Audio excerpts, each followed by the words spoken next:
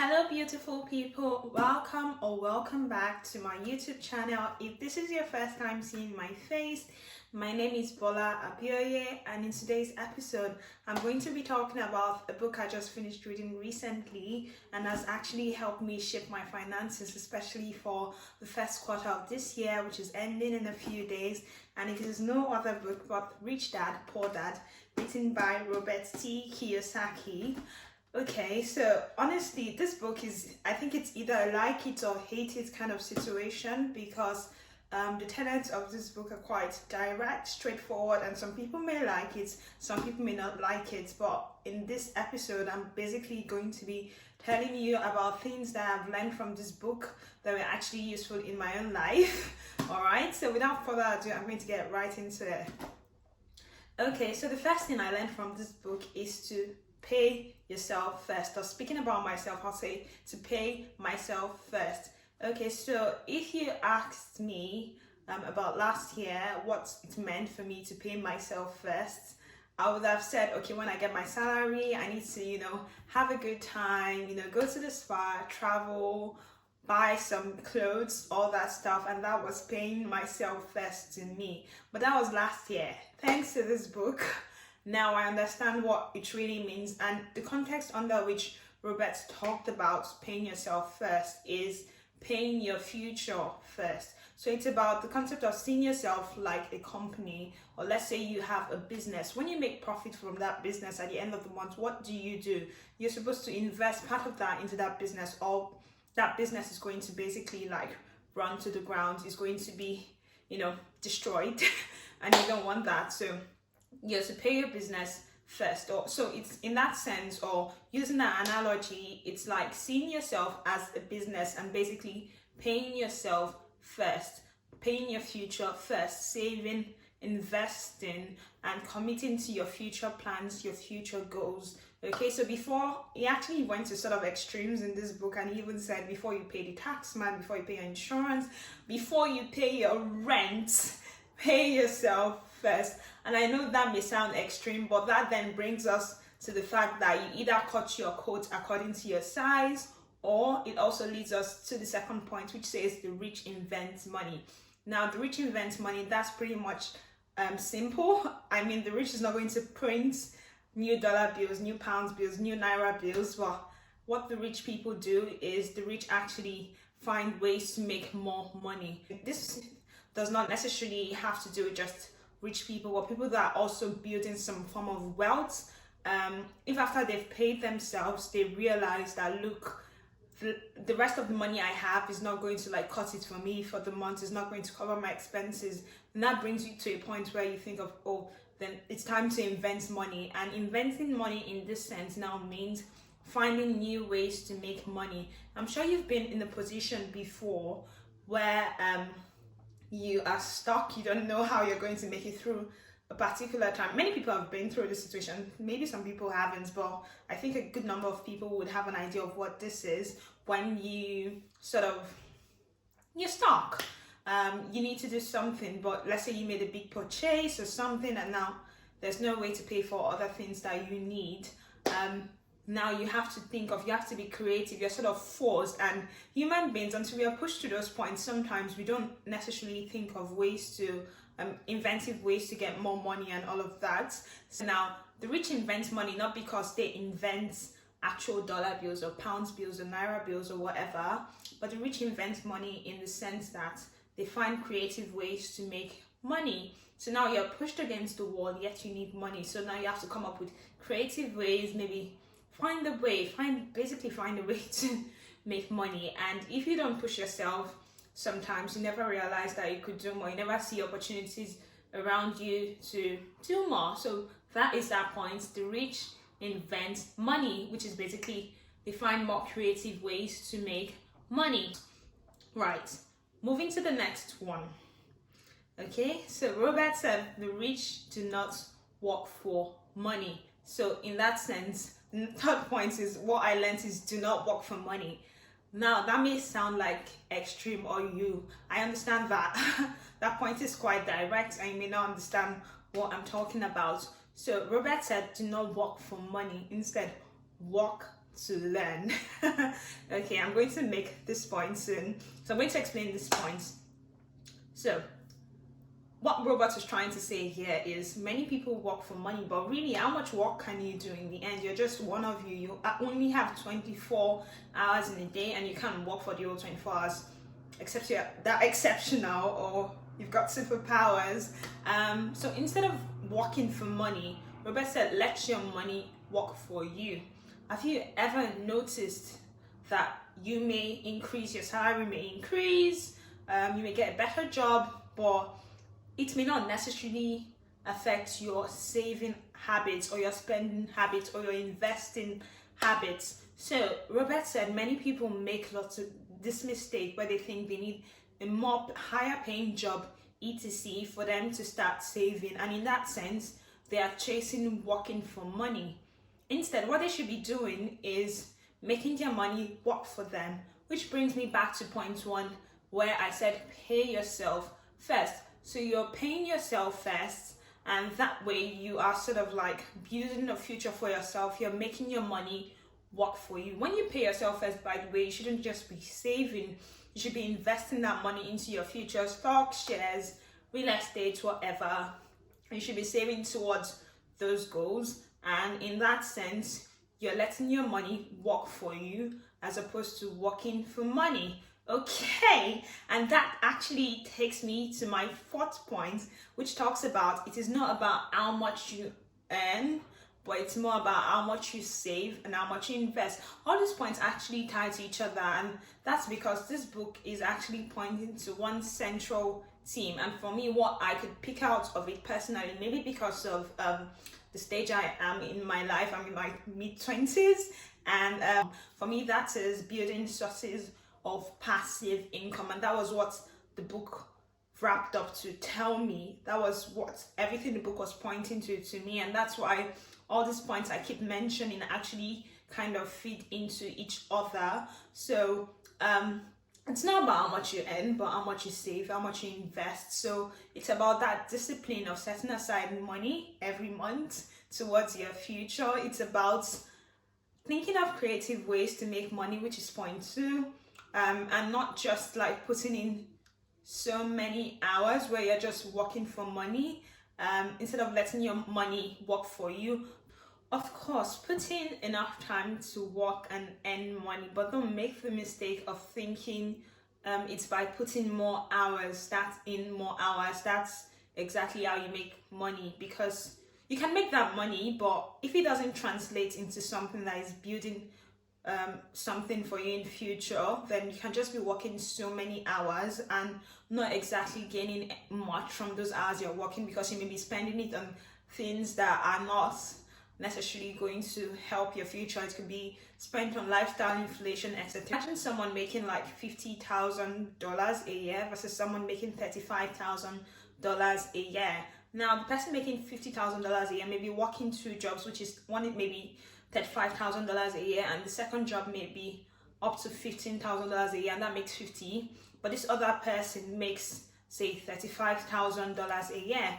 Now, the person that makes 50 a year goes to the club like thrice in a week, spends on big events, all of that, and lives a more lavish lifestyle. Whereas the person that earns $35,000 a year is actually trying to like save towards building a passive income for themselves. So their lifestyle and their lifestyle choices reflect this. Their overhead costs, the cost of living for them is at the minimum, like as low as possible. And these are just like hypothetical figures. I know they don't exactly like translate into someone being able to save, depending on the economy where you are. So these are just hypothetical figures. So it's just a comparison saying one person may be putting in more hours but having a more lavish lifestyle, and that is costing them more money and they don't have more disposable income, whereas the other person is putting in less hours and working also to learn from what they're doing, and also taking that money that they are earning from their employment and investing it. Now, when I mention working to learn, so they have a greater, when it comes to working for that kind of person earning 35k, they have a bigger plan. Let's say they hope to start something for themselves someday, so they're actually more focused on working in a place where they can learn certain skills, pick up certain skills that will be useful for the future, as opposed to just working for so much money, because they have a plan. They've calculated what's working in that area or in that sector is going to do for them, but they are fine earning 35k also, because so they are winning on both ends, in the sense that they are saving that money from that money they earn, and just also working to sort of learn, because they know the future impact of what working in that place would do for them, versus just working in two places just for how much they are going to pay you. So the rich actually work to learn because they can see the future and how working in a particular place would affect, say, their growth in life or a potential future business, etc. So you'd see many people that think this way. They will volunteer to do stuff for free because it's not about money. And in his own case, he mentioned like situations where he put himself into learn. He's not a real estate expert himself, Robert, but he put himself in a position to learn about real estate, and he wasn't like earning much. I think he had to pay for certain conferences, etc., or even work with certain people just to understand how certain things work in real estate, and that helped him in the future to invest in certain deals in real estate because he had that knowledge. So Robert is of that opinion, and I actually agree with that, which is work to learn. That way you're towing towards the path of financial freedom versus just picking who the highest paying employer is and just working with that employer just for the money. Do you know what I mean? So definitely this one will be based on your discretion. It's either you love the idea or you hate the idea. Some people think it's bullocks, and that is okay, but well, it makes sense to me, and that's why it's on this list. And now, last one is one that has actually really transformed my life. It talks about the educational system, and without further ado, that is Robert advises that you know a little about everything than knowing a lot about something. Now, in the school system and the educational system in general, actually like encourages everyone to sort of have a career and be the best at your career, in the sense that study hard on this area and be a specialist in this area. But Robert is actually of the opinion that this does many people no good, because once he had invested in his real estate and all of that, he had professors and loads of people in different industries actually being his tenants and all of that, and they didn't have much investment to their name at certain ages. And this is not really about the age factor, but about the fact that society forces people to know about just one particular line. So you know just about, say, medicine because that's what you studied, or you know just about law, but you don't know about geography, you don't know anything about history, you don't have any idea of another language aside the one you need to speak, etc. That actually puts you at a sort of disadvantage, because it limits how you see life, it limits how you see businesses. You can't take advantage of an area that you do not know. So Robert is like, although you may be specialized in one area, it actually pays you more to know a bit about different areas and spend your time doing that instead of just focusing on one area, because then you have the opportunity to expand into different area in terms of investments and all of that. And this is personally what I picked from what he was saying. So know a bit of everything, and that really helps.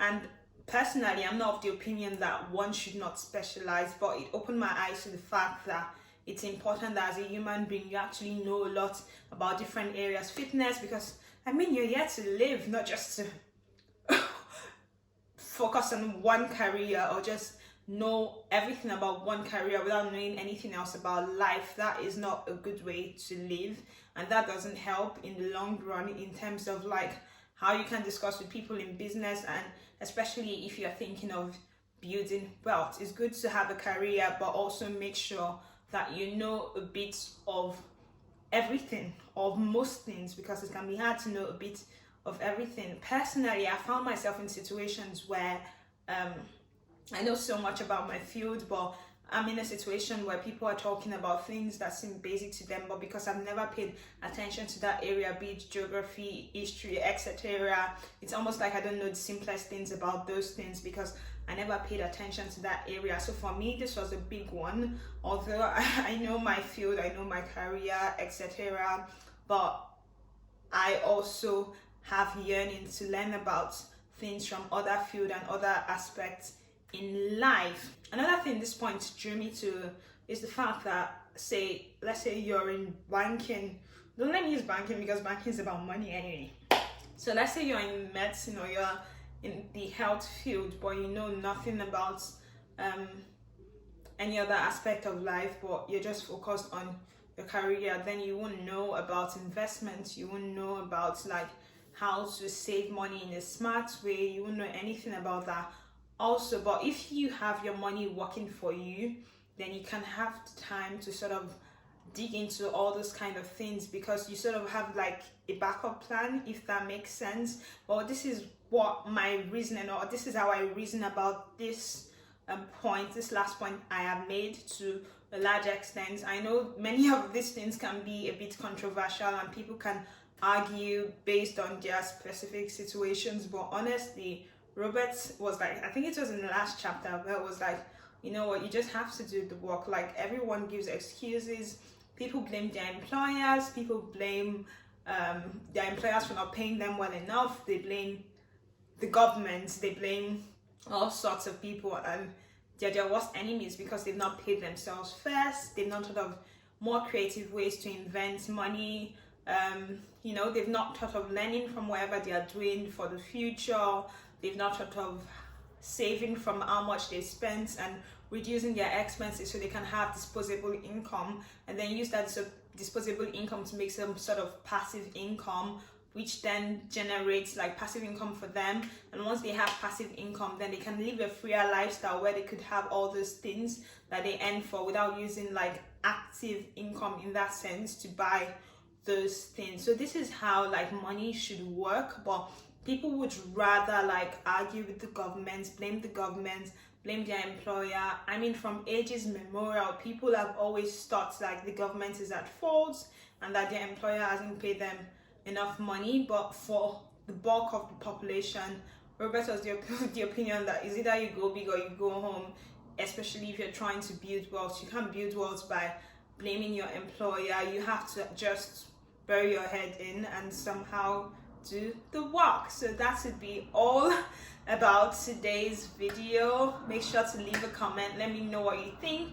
Let me know what you feel. These ideas are obviously open to be challenged, but Robert is of the opinion that you just have to do the work if you want the results. So I've come to the end of this video. Do not forget to like this video. Do not forget to subscribe to my channel, and do not forget to share with friends who this would be definitely helpful for.